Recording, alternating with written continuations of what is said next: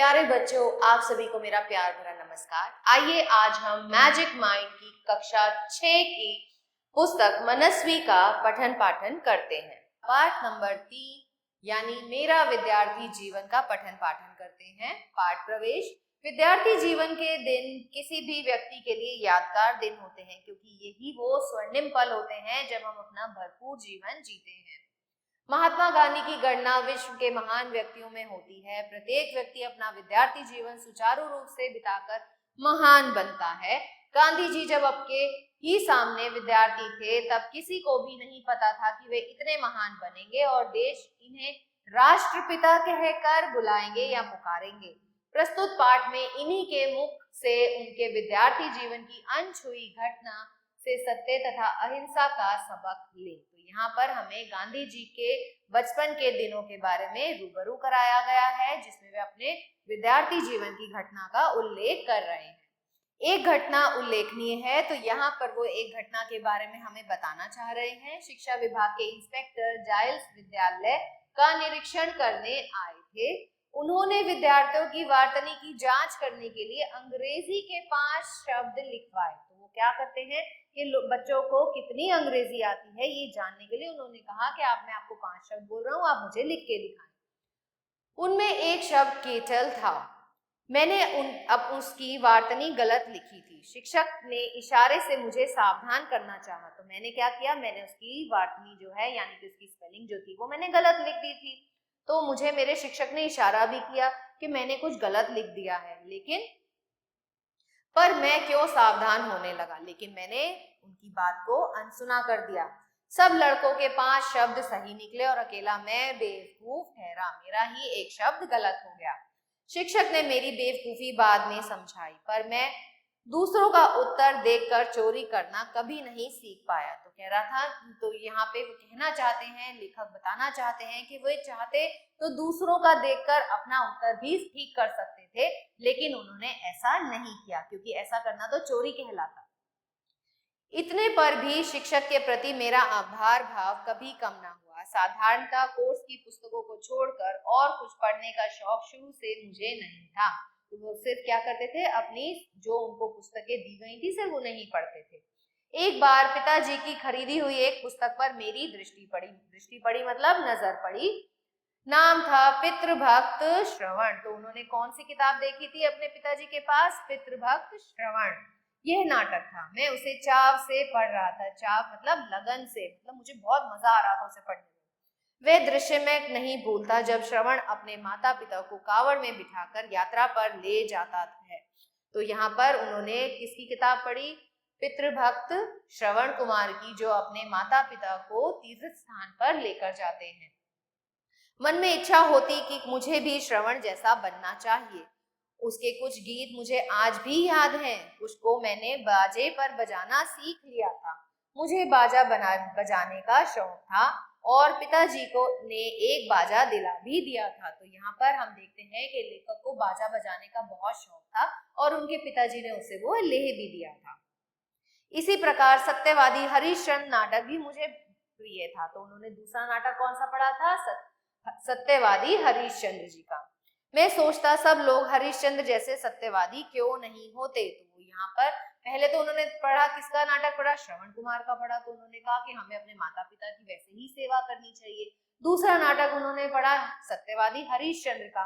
तो उन्होंने कहा भाई हमें भी सत्य के मार्ग पर ही चलना चाहिए, सभी लोगों को सत्य का ही साथ देना चाहिए। उसी नाटक से मैंने प्रेरणा ली कि चाहे जैसी भी विपत्तियां पड़े, सत्य का पालन करना ही चाहिए। तो इसी नाटक को पढ़ने के बाद उन्होंने हमेशा सत्यवादी रहने का प्रण ले लिया। उन्होंने कहा कि मैं कभी भी असत्य का साथ नहीं दूंगा। हाई स्कूल में मैं बुद्धू नहीं माना जाता था, मतलब मैं पढ़ने में ठीक ठाक था। शिक्षकों का प्रेम हमेशा प्राप्त करता रहा। हर साल माँ बाप को विद्यार्थी की पढ़ाई तथा चाल चलन के संबंध में स्कूल से प्रमाण पत्र भेजे जाते। तो उनके स्कूल से क्या किया जाता था? प्रमाण पत्र भेजा जाता था, जिसमें ये पता चलता था बच्चा पढ़ने में कैसा है। उसमें किसी दिन मेरे पढ़ाई या चाल चलन की शिकायत नहीं की गई, तो वे एक अच्छे विद्यार्थी थे। दूसरे दर्जे के बाद तो इनाम भी पाए और 5वें तथा 6ठे दर्जे में तो छात्रवृत्तियां भी मिली थी। तो इसका मतलब वे कैसे थे? वे पढ़ाई में अच्छे थे। अपने आचरण का मुझे बड़ा ख्याल रहता था, तो वे हमेशा ध्यान रखते थे कि वो दूसरों से किस तरीके से व्यवहार करते हैं। दूसरों से अच्छा व्यवहार करने को हम क्या बोलते हैं बच्चों? आचरण। सदाचार में यदि चूक होती तो मुझे रोना आ जाता, तो वो हमेशा सदाचारी बनकर रहते थे, दूसरों से अच्छा आचरण करते थे और कभी उसमें कमी आती थी तो उनको रोना आ जाता था। यदि मुझसे कोई ऐसा काम हो जाता कि जिसके लिए शिक्षक को उल्हाना देना पड़े अथवा उनका ऐसा ख्याल भी हो जाए तो मेरे लिए असह्य हो जाता था। तो वो हमेशा कैसे चाहते थे? वो हमेशा अपने अध्यापकों की गुड बुक्स में रहना चाहते थे। वो चाहते थे कि वो हमेशा उन्हें सराहनीय रहे, उनको हमेशा प्रोत्साहन देते रहे, कभी भी उनको अवहेलना ना दे। हमारे हेडमास्टर दोराबजी एदलजी गीमी, तो यहाँ पर हेडमास्टर का नाम क्या है? दोराबजी एदलजी गीमी ने विद्यार्थियों के लिए व्यायाम अनिवार्य कर दिया था। व्यायाम मतलब कसरत, एक्सरसाइज। लेकिन मुझे उसमें अरुचि थी, तो मुझे तो एक्सरसाइज में बिल्कुल भी रुचि नहीं थी। मेरे को तो बिल्कुल भी कसरत करना अच्छा नहीं लगता था। इसमें मेरा झेपूपन भी एक कारण था, किंतु अब मैं क्या देखता हूँ, वह अरुचि मेरी भूल थी। तो ये एक हमारी बहुत बड़ी भूल होती है। व्यायाम हमारे जीवन का अभिन्न भाग होना चाहिए बच्चों, क्योंकि व्यायाम से ही हम हमेशा स्वस्थ रह सकते हैं। उस समय मेरा ऐसा गलत विचार थे कि व्यायाम का शिक्षक के लिए शिक्षा के साथ कोई संबंध नहीं। आगे जाकर मैंने समझा कि व्यायाम अर्थात शारीरिक शिक्षा के लिए विद्याध्यापन में उतना ही स्थान होना चाहिए जितना मानसिक शिक्षा को है।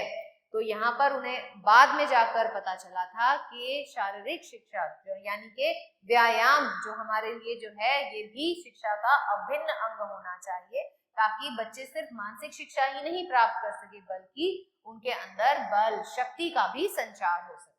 अरुचि का दूसरा कारण था पिताजी की सेवा शुश्रूषा करने की तीव्र इच्छा। तो वो क्या था कि वो उनको इसलिए भी व्यायाम में रुचि नहीं थी क्योंकि वो अपने पिताजी की सेवा करना चाहते थे। स्कूल बंद होते ही तुरंत घर पहुंचकर उनकी सेवा में जुट जाता। लेकिन जब व्यायाम अनिवार्य कर दिया गया तब इस सेवा में विघ्न आने लगा। तो क्या था कि भाई जब उन्होंने देखा कि भाई अब व्यायाम करना है तो वो घर समय से नहीं पहुंच पाते थे, तो विघ्न मतलब कठिनाई आने लगी।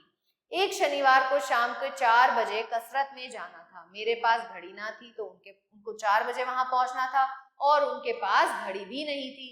आकाश में बादल छाए थे यानी कि बारिश होने वाली थी। इस कारण समय का पता ही ना चला। जब तक कसरत के लिए पहुंचता हूँ तब तक सब लोग चले गए थे, तो मतलब वो उन्हें पहुंचने में बहुत देर हो गई थी। दूसरे दिन गीमी साहब ने हाजिरी देखी और तो मुझे गैर हाजिर पाया, यानी कि वो एब्सेंट थे, वो पहुंच ही नहीं पाए थे, उन्हें समय का ज्ञात ही नहीं हुआ था। मुझसे कारण पूछा, कारण तो जो था सो ही मैंने बतलाया। उन्होंने उसे सच ना माना और मुझ पर जुर्माना हो गया, तो उन्होंने उनको पनिशमेंट दे दी, उनको जुर्माना लगा दिया। मुझे इस बात से अत्यंत दुख हुआ, उन्हें बहुत अधिक दुख हुआ कि मैं झूठ समझा गया। तो उनको इस बात से बहुत तकलीफ हुई कि भाई मैं तो हमेशा सत्य का साथ देता हूँ, तो मुझे झूठा क्यों कहा गया। मैं ये कैसे साबित करता कि मैंने झूठ नहीं बोला, पर कोई उपाय न रहा था। तो उनके पास अपने सत्य को स्थापित करने के लिए कोई साधन नहीं था। मन मसोचकर मतलब अपने मन ही मन में रह जाना पड़ा। मैं रोया और समझा कि सच बोलने वाले और सच कहने वाले को गाफिल भी ना रहना चाहिए, कि भाई हमें अपने सत्य का साथ देना चाहिए। ये नहीं सोचना चाहिए कि हम अपने सत्य को साबित नहीं कर सकते। अपनी पढ़ाई के दरमियान वह भूल पहली और आखिरी थी, तो ये उनकी पहली और आखिरी भूल साबित हुई थी। व्यायाम की जगह मैंने घूमना जारी रखा। इस कारण शरीर से मेहनत ना लेने के लिए शायद मुझे सजा ना भोगनी पड़ी हो, परंतु एक दूसरी भूल की सजा मैं आज तक पा रहा हूँ। तो बच्चों यहाँ पर हमें उनकी दूसरी भूल के बारे में जानकारी मिलेगी। पढ़ाई में सुलेख की जरूरत नहीं, यह गलत ख्याल मेरे मन में जाने कहां से आ घुसा था। यानी कि पढ़ाई में हमें बहुत अनिवार्य है कि हम सुंदर लेख लिखें। अगर हम ऐसा नहीं करते तो हमारा जो इंप्रेशन है ना, वो हमारे अध्यापक पर अच्छा नहीं पड़ता। जो विलायत जाने तक रहा, फिर और खासकर दक्षिण अफ्रीका में, जहां वकीलों के और दक्षिण अफ्रीका में जन्मे और पढ़े नवयुवकों के मोती की तरह चमकते अक्षर देखे तो मैं बहुत लज्जाया और पछताया। तो उन्हें बाद में जाकर एहसास हुआ कि भैया अच्छा लिखना यानी कि सुलेख लिखना उनके लिए कितना अनिवार्य था। अच्छा अगर हम लेख लिखते हैं तो उस पर हमारे अध्यापक का अच्छी हमारी इमेज बनती है। मैंने देखा कि बेडौल अक्षर होना अधूरी शिक्षा की निशानी है। अगर हम गंदा लिखते हैं तो इसलिए हमारी अधूरी शिक्षा की पहचान है। अतः मैंने पीछे से अपना लेख सुधारने की कोशिश भी की, परंतु पक्के घड़े पर कहाँ मिट्टी चढ़ सकती है। तो यह काम आपको बचपन में ही करना चाहिए। बच्चों, आपको भी अपनी जो सुलेख है उसे अच्छा बनाने की कोशिश करनी चाहिए, क्योंकि अगर आप गंदा लिखते हो तो ये आपकी सबसे बड़ी कमी रहेगी। बाद में जाके इसे ठीक करना बहुत मुश्किल हो जाता है। बचपन में जिस बात की अवहेलना मैंने की उसे मैं फिर आज तक ना सुधार सका। तो वो अपनी जो लेख लिखने की जो आदत थी उसे वो सुलेख में नहीं बदल पाए। अतः प्रत्येक नवयुवक मेरे इस उदाहरण को देखकर चेते और समझे कि सुलेख शिक्षा का एक आवश्यक अंग है। तो सुलेख लिखना ही हमारे लिए सबसे जरूरी है। संस्कृत मुझे ज्यामिति से भी अधिक मुश्किल मालूम पड़ी। ज्यामिति यानी कि ज्योमेट्री, जो आप पढ़ते हो ना मैथ्स में ज्योमेट्री, तो संस्कृत उन्हें उससे भी मुश्किल लगती थी। ज्यामिति तो रटने की कोई बात ना थी, परंतु संस्कृत में मेरी समझ से सब रटना ही रटना था। तो उन्हें लगता था संस्कृत पढ़ना जो है वो बहुत कठिन था। यह विषय भी चौथी कक्षा से शुरू होता था। तो यह विषय कब से शुरू हो जाता था? चौथी कक्षा से। आखिर छठी कक्षा में जाकर मेरे दिल बैठ गया। संस्कृत शिक्षक बड़े सख्त आदमी थे। तो जो उनको संस्कृत पढ़ाते थे ना, ऐसे शिक्षक जो थे ना, वो बहुत ही ज्यादा सख्त थे। फारसी के मौलवी साहब नरम आदमी थे। जो फारसी उनको पढ़ाते थे, कौन पढ़ाते थे? मौलवी जी पढ़ाते थे, और वो बहुत ही नरम दिल के व्यक्ति थे। विद्यार्थी लोग आपस में बात करते कि फारसी बड़ी सरल है और मौलवी साहब भी भले आदमी हैं। तो सबको फारसी पढ़ना जो था वो आसान लगता था, क्योंकि मौलवी जी जो थे वो बहुत ही अच्छे भले मानस थे। जो विद्यार्थी जितना याद करता है उतने पर वह निभा लेते हैं। सहज होने की बात से भी मैं ललचाया और एक दिन फारसी के दर्जे में जाकर बैठा। संस्कृत शिक्षक को इसका बड़ा दुख हुआ। तो संस्कृत शिक्षक को बिल्कुल अच्छा नहीं लगा कि भाई वो संस्कृत पढ़ते पढ़ते फारसी क्लास में चले गए। उन्होंने मुझे बुलाया और कहा कि तुमको जो कठिनाई हो सो मुझे बताओ। तो उन्होंने आके उसको बड़े प्यार से बोला, जबकि वो बड़े ही कठोर थे, फिर भी उन्होंने उसको बोला कि अगर तुम्हें संस्कृत में कोई भी कठिनाई आती है तो तुम मुझसे आके बात कर सकते हो। मैं तो सारे विद्यार्थियों को अच्छी संस्कृत पढ़ाना चाहता हूँ। मतलब मैं चाहता हूँ कि सबको अच्छे से संस्कृत आए, आगे चलकर तो उसमें तुम्हें रस के घूंटे मिलेंगे।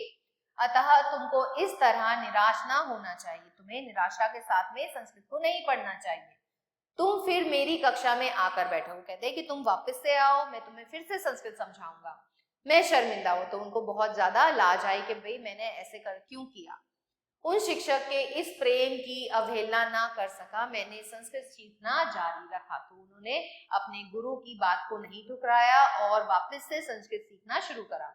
मैं ये मानता हूँ कि पाठ्यक्रम में मातृभाषा के उपरांत राष्ट्रभाषा हिंदी, संस्कृत, फारसी, अरबी और अंग्रेजी के लिए भी स्थान होना चाहिए।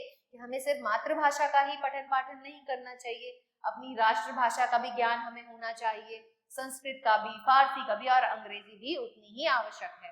इतनी भाषाओं की गिनती से किसी को डर जाने की जरूरत नहीं। यदि भाषाएं विधि पूर्वक पढ़ाई जाए तो सब विषयों का अध्ययन अंग्रेजी के माध्यम से करने का बोझ हम पर ना हो, तो भाषाएं भार रूप ना मालूम हो, बल्कि उनमें बड़ा रस आने लगे। फिर जो एक भाषा को विधि पूर्वक सीख लेता है, दूसरी भाषा का ज्ञान सुगम हो जाता है। तो इससे अगर हमें विभिन्न विभिन्न भाषाएं आएंगी तो पढ़ाई हमारे लिए आसान हो जाएगी। तो इसके लेखक कौन है? इसके लेखक है हमारे गांधी जी, यानी कि राष्ट्रपिता, जिनका पूरा नाम क्या है? मोहनदास करमचंद गांधी। आइए बच्चों इसके शब्दार्थ देखते हैं। चाव, चाव मतलब लालसा, कावड़ बहगी, उल्हाना निंदा करना, असह्य न सहने के योग्य, तीव्र तेज, गैर हाजिर, गैर हाजिर का मतलब होता है अनुपस्थित, लज्जाना यानी के शर्माना, अवहेलना, बांटना, मानना। आइए इसका अभ्यास कार्य देखते हैं। पाठ से मौखिक निम्नलिखित प्रश्नों के उत्तर बताइए। इंस्पेक्टर का क्या नाम था? तो जो शिक्षा विभाग के इंस्पेक्टर थे उनका नाम था जाइल्स। गांधी जी ने कौन सी पुस्तक पढ़ी? गांधी जी ने कौन सी पुस्तक पढ़ी थी? पितृभक्त श्रवण कुमार की। गांधी जी को कौन सा नाटक प्रिय था? उन्हें सत्यवादी हरीश चंद्र जी का नाटक प्रिय था। ऐसे ही बाकी के भाग बच्चों आप अपने आप से करेंगे। लिखित सही विकल्प पर निशान लगाएं। इंस्पेक्टर ने 5 शब्द लिखवाए। किसके शब्द लिखवाए थे? अंग्रेजी के। हेडमास्टर ने विद्यार्थियों के लिए क्या अनिवार्य कर दिया था? व्यायाम। गांधी जी को किस बात का गलत ख्याल था? व्यायाम का। गांधी जी संस्कृत को छोड़कर क्या पढ़ने लगे थे? फारसी। फारसी के मौलवी साहब कैसे आदमी थे? नरम दिल के। निम्नलिखित का सही मिलान कीजिए। जाइल्स। जाइल्स कौन थे बच्चों? जाइल्स थे इंस्पेक्टर। तो यहाँ पे आप क लिखेंगे।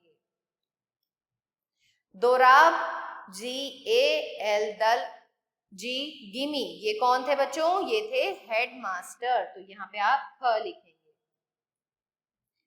ज्यामिति, ज्यामिति एक विषय है, तो यहाँ आप ग लिखेंगे। बुद्धू कौन थे? गांधी जी, तो यहाँ पे घ लिखेंगे। और मौलवी साहब कौन थे? फारसी के थे, तो यहाँ आप ड लिखेंगे। रिक्त स्थानों की पूर्ति कीजिए। शिक्षक ने मेरी बेवकूफी।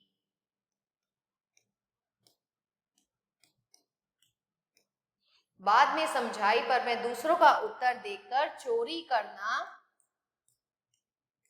कभी नहीं सीख पाया।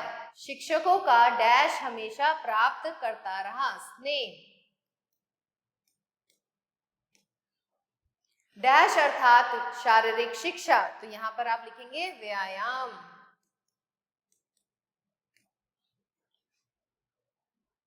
के लिए भी शिक्षा में उतना ही स्थान होना चाहिए जितना मानसिक शिक्षा का।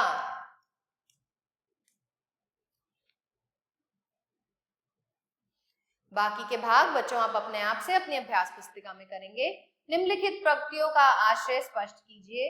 अरुचि का दूसरा कारण था पिताजी की सेवा शुश्रूषा करने की तीव्र इच्छा। स्कूल तुरंत बंद होते ही तुरंत घर पहुंचकर उनकी सेवा में जुट जाता, लेकिन जब व्यायाम अनिवार्य कर दिया तब इस सेवा से विघ्न आने लगा। तो इन पंक्तियों में हमारे जो लेखक हैं यानी कि मोहनदास करमचंद गांधी जी, वो कहना चाहते हैं कि उन्हें अपनी पिता की सेवा करने में ज्यादा रुचि थी, तो वे अपना स्कूल खत्म होने के बाद चाहते थे कि वे पिताजी की सेवा में जुट जाएं। लेकिन जब मास्टर जी ने व्यायाम को अनिवार्य कर दिया था तो उन्हें स्कूल के बाद में व्यायाम के लिए जाना पड़ता था, जिसमें उन्हें कोई खासी रुचि नहीं थी। निम्नलिखित प्रश्नों के उत्तर दीजिए। विद्यालय का निरीक्षण करने कौन आए थे? विद्यालय का निरीक्षण करने शिक्षा विभाग के इंस्पेक्टर जाइल्स आए थे। उन्होंने कक्षा में आकर क्या किया? उन्होंने कक्षा में आकर बच्चों को 5 अंग्रेजी के अक्षर लिखने के लिए कहा। शिक्षक के संकेत करने पर गांधी जी ने केटल की वर्तनी को शुद्ध क्यों नहीं किया? क्योंकि वह दूसरों का देखकर अपना उत्तर ठीक करना नहीं चाहते थे, इसे वह चोरी समझते थे। गांधी जी के जीवन पर प्रभाव डालने वाली पुस्तकों के नाम लिखिए। तो इसमें थी पितृभक्त श्रवण और सत्यवादी हरीश चंद्र जी। और बताइए उन पर क्या प्रभाव पड़ा? पितृभक्त श्रवण कुमार की पुस्तक पढ़कर उन्हें माता पिता की सेवा करने की इच्छा जागृत हुई, और वहीं हरीश चंद्र जी की किताब पढ़ने से उनको ये लगा कि उन्हें हमेशा सत्य के मार्ग पर चलना चाहिए, कभी भी बुराई का या असत्य का साथ नहीं देना चाहिए। हाई स्कूल में गांधी जी बुद्धू नहीं थे। कथन की सत्यता प्रकट कीजिए। वे बुद्धू बिल्कुल भी नहीं थे, क्योंकि उन्हें अपने सभी शिक्षकों का स्नेह प्राप्त हुआ था। वे हमेशा आगे बढ़ते रहे थे। उन्हें कभी भी किसी कारण भी किसी भी अध्यापक की अवहेलना नहीं झेलनी पड़ी थी, यहाँ तक कि उन्हें आगे जाकर छात्रवृत्ति भी मिली थी। सुलेख के बारे में गांधी जी की पूर्व की तथा बाद की मान्यता क्या थी? पहले तो वे कभी भी सुलेख को महत्व नहीं देते थे, लेकिन जब वे दक्षिण अफ्रीका गए थे तब उन्हें पता चला था कि सुलेख जो है ये हमारी शिक्षा का अभिन्न अंग है। अगर हम सुलेख लिखते हैं तो ही दूसरे पर अच्छा प्रभाव पड़ता है। गांधी जी के शरीर के स्वास्थ्य के प्रति क्या धारणा थी? शुरू में तो वो व्यायाम को बिल्कुल भी अच्छा नहीं मानते थे, उसमें उनकी अरुचि थी, लेकिन बाद में जाके उन्हें ये ज्ञात हुआ कि व्यायाम भी शिक्षा का अभिन्न अंग होना चाहिए। बच्चों की शारीरिक शिक्षा उतनी ही महत्वपूर्ण है जितनी की मानसिक शिक्षा। आशा करती हूँ आपको ये पार्ट अच्छे से समझ आया होगा। ऐसी ही अन्य वीडियोस के लिए हमारे साथ बने रहिए। तब तक के लिए आभार।